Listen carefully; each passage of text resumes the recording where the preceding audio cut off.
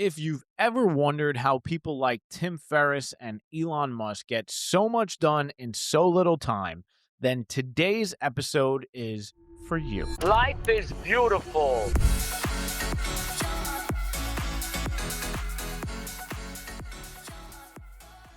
All right, we're going to start today's episode with a little imagination game.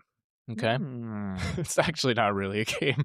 I just want you to imagine for a second that there's a really old and sweet lady that's living by herself in her home. Okay? Margaret. Margaret. Sure, let's call her Margaret. And she has nothing but time on her hands. Margaret does. And she has one goal for today. Her one goal for today is to mail one postcard to her niece. Okay? So she spends an hour finding the right postcard that she wants to send. Then she spends another hour looking for her glasses. She spends another half hour finding the actual address for her niece because she thinks it might have changed. Then another hour and 15 minutes of writing the postcard because she wants to make sure that it's really perfect and that her niece finds the words very meaningful. Then it starts to rain, so before she mails it out, she sits an hour and 30 minutes in her house because she doesn't want to get wet and she doesn't want to walk in the rain. She watches Judge Judy. She watches Judge Judy. And then finally, it stops raining 30 minutes later, and she goes and mails it out. So basically, something that could have taken her 3 minutes takes Margaret the entire day. Yeah, she's a thoughtful lady, though. She's very thoughtful, but not very productive. Why? You tell me, Mike. Why is our Judge Judy Margaret grandmother here not productive? Well, she's not living by Parkinson's law. Which is a law, by the way, that we have been living by for a really long time, but I never knew the name of it until I prepped this episode. So Really? Parkinson's law is this idea that work expands to fill the time available for its completion. Basically, whatever time you put on a task is the time that it'll take you to complete that task. Basically, so said more specifically, if you give yourself a week to clean your house, it's going to take you a week. But if you give yourself an afternoon, you'll probably be done by the morning. Yeah, and we first learned this from Tim Ferriss in the 4-Hour Work Week. That was when we were first introduced to this concept, but Parkinson's Law is the name of this principle. And the reason why we are talking about it today is because it forces you to get really creative about a solution. And another person that uses this all the time is Elon Musk. And I don't know if you know this, but there's actually a phrase in Tesla where people call things Elon time. Do you know about that? Yeah, I do. All right, so if you know about it, then tell us about it. Basically, he just sets completely unrealistic timelines for projects to be completed. And because of that, people find all these crazy solutions to problems they never thought they could. Yeah, so Elon time is basically whatever goal and deadline you have in your mind, just cut it in half, and that's Elon time. Yeah. Basically, he thinks that the impossible can be made possible using Parkinson's law.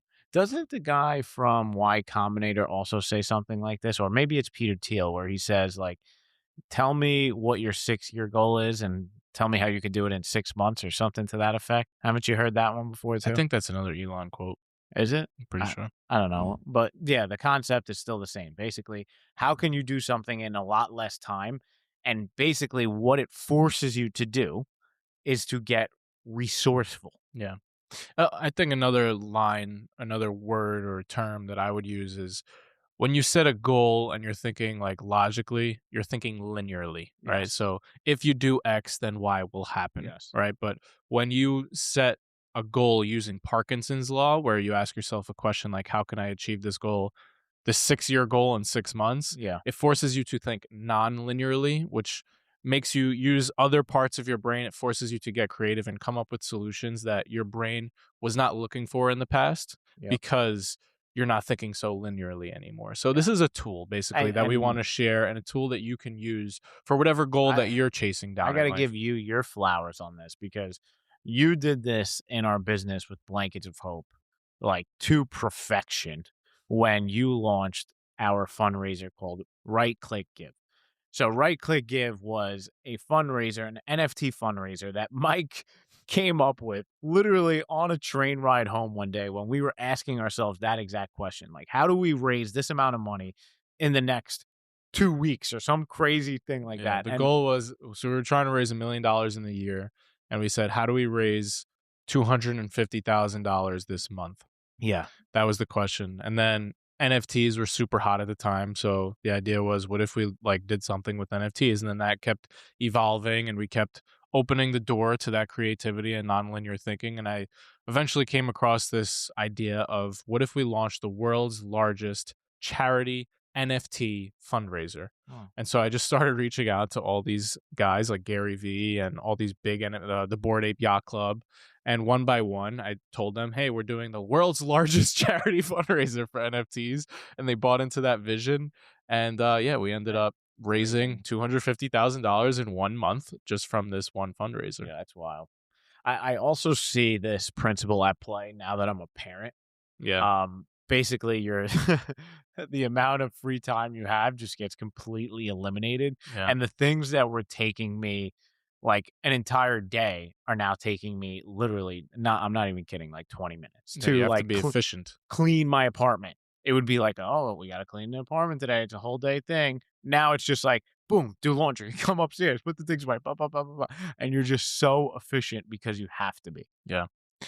So, how do we put this into practice, and what are some practical applications of this idea? So, I'll give you a couple more examples that we just used in this last quarter to get your wheel spinning on how you might be able to use this. So, one goal we had this quarter was to not launch, but build a prototype of a journal that we wanted to build. And that seemed at first like an impossibility because we had never done something like that before. But forcing us into that deadline got us to say, okay, what if we just basically modeled someone else and just found their manufacturer who's already done something very similar? And that cut our time from like 3 months to literally within 1 month, we already had the prototype in our hands because we just found a model. So that's one way. Another way is we were going to launch a keynote. Rather than trying to come up from scratch, we hired a coach. And what would have taken us 3 months to write a script took us 2 days in our office, a full day immersion with this coach. And boom, that was done. So those are two examples to get your wheel spinning. But the call to action for today is to think of a goal that you have right now and ask yourself, how can you achieve it in half the time?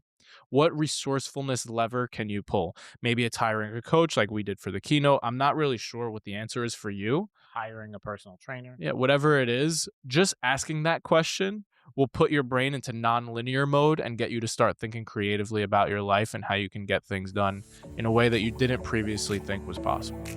It's a powerful concept. All right. Thanks for hanging out with us. Love you. Love ya. Peace.